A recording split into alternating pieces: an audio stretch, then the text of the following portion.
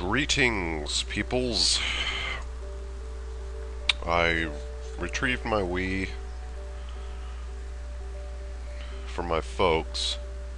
Oh, Jesus. Playing the way I am, I don't have IR set up. Good grief. Here we go.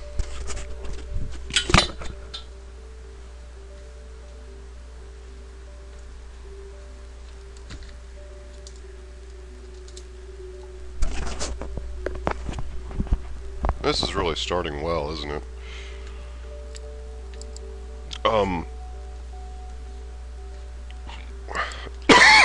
Excuse me. I hope I got it on here somewhere. But yeah, 300-mile round trip. Spent the night. Got pretty darn drunk with my dad. That was awesome.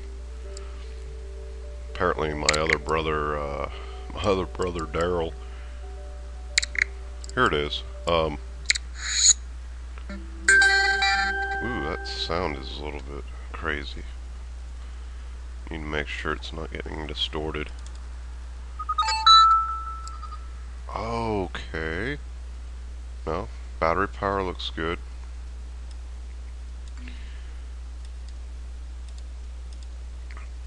Oh, looks like we'll do a reset. Okay, look, here's the skinny. I went down there intentionally to retrieve one game in particular. I need to do okay, 638. I was going to retrieve my copy of Killer 7, and unfortunately one of my other brothers, Daryl, had picked it up at some point and has it in his possession, so I wasn't able to retrieve it. But I had said in a video, which I've now deleted, that I'll do Ninja Gaiden for the NES, and I'm playing it the only way it should be meant to be played, not on a PC emulator, but on the honest-to-goodness virtual console with good control, good emulation.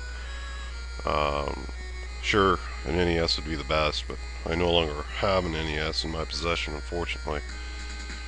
I was beset with a little technical difficulty. I was actually planning on, in lieu of getting a copy of Killer 7, I was going to do Eternal Darkness, which I now have back in my possession, a game which I like quite a bit.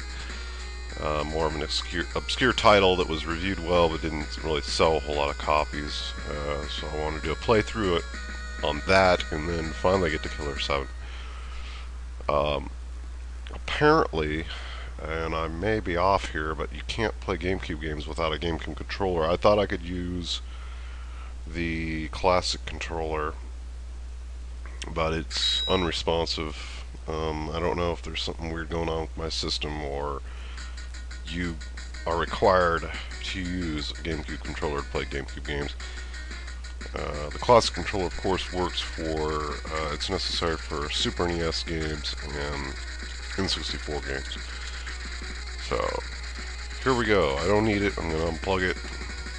Let's see. Yes, I've got control. Hot dog. So here we go. We're playing Ninja Gaiden on the NES, emulated on the Wii Virtual Console. I'm going to have a much more enjoyable experience with this, having an actually good control, solid frame rate, and all that bullshit. And I'm still experimenting with... Oh yeah, the hit detection is so much better. Seems like to me, I mean, I don't know. It just feels a lot more solid than playing on the crappy emulator on my PC. The graphics only look a little bit, or it looks like there's some shearing going on. That doesn't actually occur when you play it on your television. It's my damn capture software. It's okay, I can deal with it. There's no lag. There's nothing fucking me up, basically.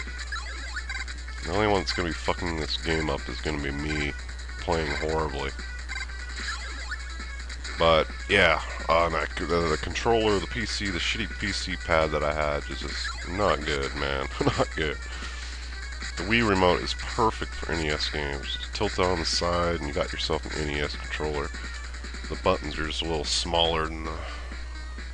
That's about it. Oh, I'm way off there.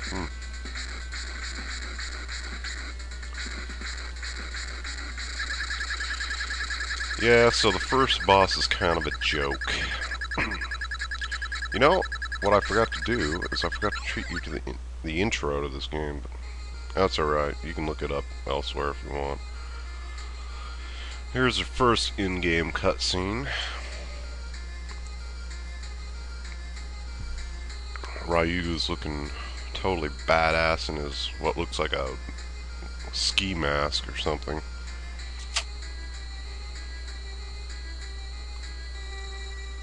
I don't know if I have... I've eliminated the feedback problem, so hopefully the background music will come in clearly enough. I can still speak over it. I can't mix in real time. Thank you very much, Real Tech. You suck. I almost picked up a Sound Blaster sound card so I could finally do some direct audio mixing, but shit. I thought I could get my damn one to work. I just bought this desktop last year. It's not that outdated. Anyway, this is one of those games where the nostalgic factor is so high for me simply because one of my favorites when I was a kid growing up.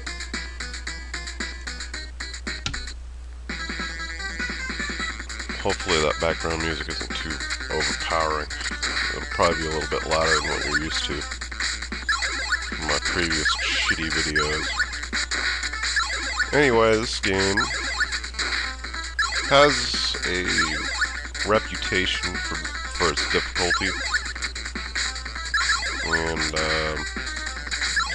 it really isn't that much of a bitch until you get to the end. Because it does this really cruel trick on you at the end. And that trick is, if you fail, you go back to like, instead of starting on the level that you were just on, it puts you all the way back to the end of or the beginning of the act you were on.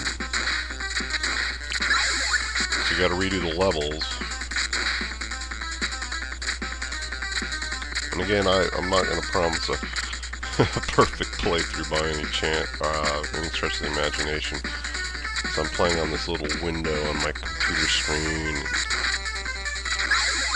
There isn't any lag that I can check though, so that's a plus. Oh, there I go. Oh, I thought I messed up.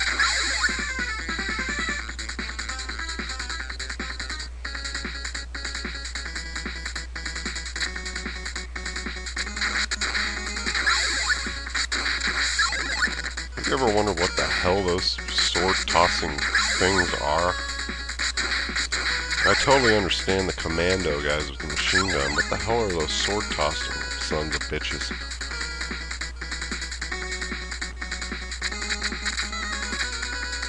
Yeah, honestly, I played Ninja Gaiden 2 on an emulator years ago. I never owned the original copy. Strictly on an emulator. So I had of course, the luxury of the save state feature. And I will tell you, I think, in my opinion, Ninja Gaiden 2 is much harder than this game, particularly the end boss, which was nearly impossible if I recall. Not that the boss in this one is easy, but not I want to be the guy type of brutality.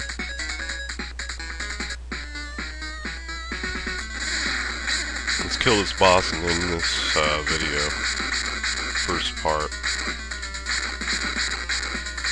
Yeah, another totally dumb boss. They ease you into this game, that's fine. Okay, let's pick it up later.